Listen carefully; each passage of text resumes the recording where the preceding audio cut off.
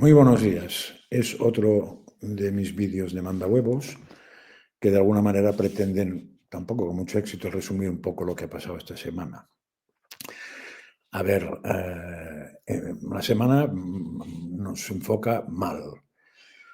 No empieza en esta semana el enfoque negativo. Empezó, que fue comentarios del vídeo anterior, cuando el gobierno intentó pegar un hachazo a la cuestión de la acusación popular.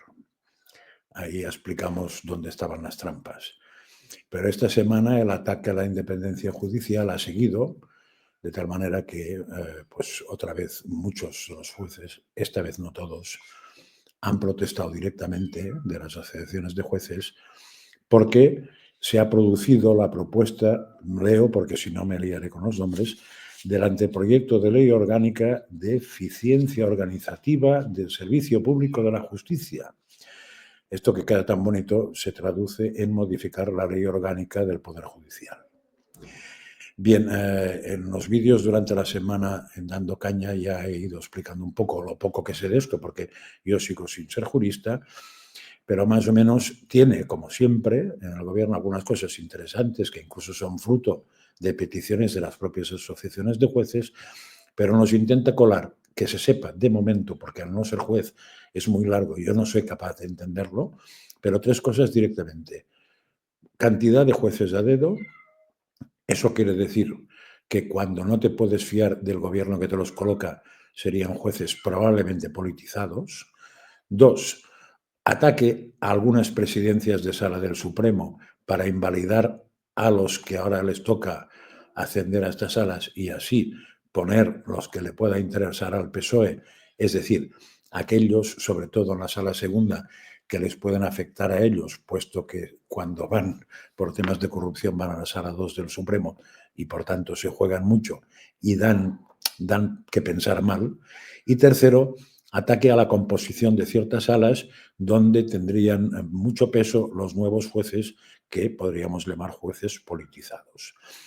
Pero por si eso fuera poco, por si el ataque a la independencia del Poder Judicial, el manosear el Poder Judicial, que es muy impropio de un gobierno democrático y totalmente propio de los gobiernos totalitarios, hay un tema que me parece más preocupante porque se veía venir y ha ocurrido, que es el show de las pensiones.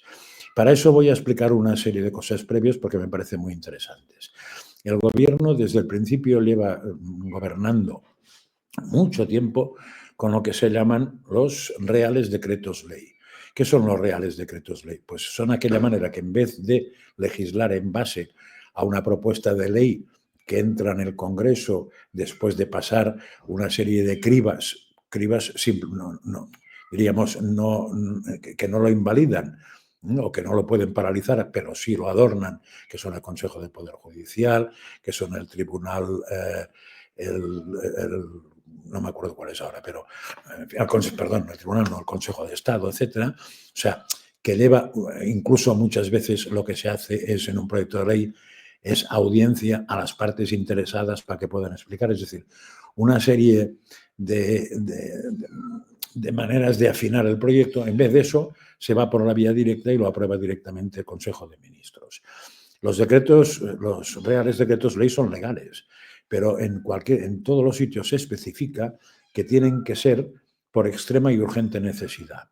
Y en este caso nunca son por extrema y urgente necesidad. Y además hay otra trampa en fin, que es peligrosa, que es que los reales decretos ley hay que votarlos o todos o nada. Entonces, si el gobierno te mezcla puntos de los cuales tú estarías a favor y puntos en los cuales tú estarías en contra y que no tienen nada que ver con el tema, es decir, no son monotemáticos, sino que son de un amplio espectro de temas, donde coloca que lo que quiere, te está forzando a o bien negar el decreto ley, porque siempre tienen que convalidarse o ratificarse por el Congreso, por las Cortes Generales. Entonces, lo que aparece es que tú te niegas a una cosa buena porque nunca aparece que lo haces porque te niegas a una cosa que tú consideras mala, porque va en paquete. Entonces, si votas que sí, te tragas la mala, y si votas que no, pues quedas fatal porque no has querido aprobar la buena. Es importante saber eso, de que se votan en bloque y, por tanto, no se pueden fraccionar. Esta semana ha ocurrido eso con lo que se llama la ley Omnibus, que, como su nombre indica, es eso a lo bestia.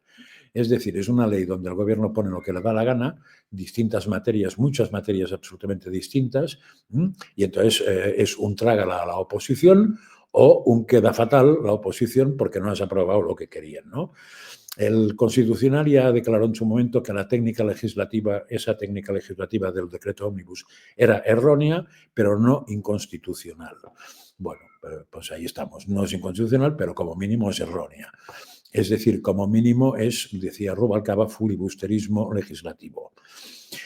El decreto ómnibus que no ha sido aprobado, es decir, que no ha colado esta semana por el Gobierno, incluía las siguientes cosas: subida de pensiones, subida del salario mínimo, 6 meses en las rebajas en el transporte, ayudas a la DANA y ayudas a los damnificados de La Palma. Claro, La Palma, fijaos qué urgente era hacerlo ahora, porque La Palma, el volcán fue en el año 21.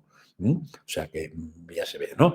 Pero claro, esas medidas que en teoría la oposición iba a aprobar sin ningún problema, venían en el mismo paquete donde se incluían subidas del IVA a alimentos y a la energía, a la luz, protección de los ocupas, cambiaba la financiación a peor autonómica y además le regalaba el famoso palacete en París al PNV.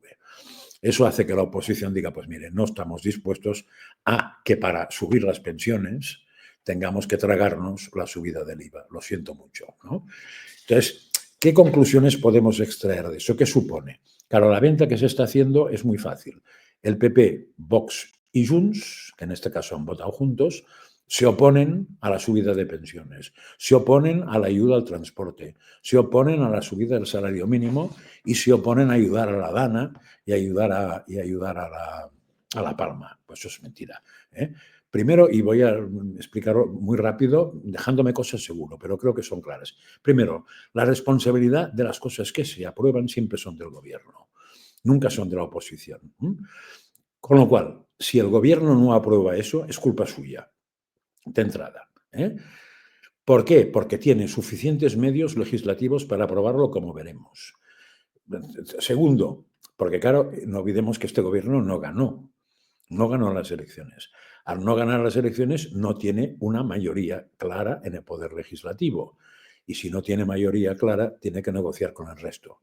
Y ha dejado al principal grupo de la oposición, como siempre, sin negociar, esperando que no se atreviera a votar que no, ¿no?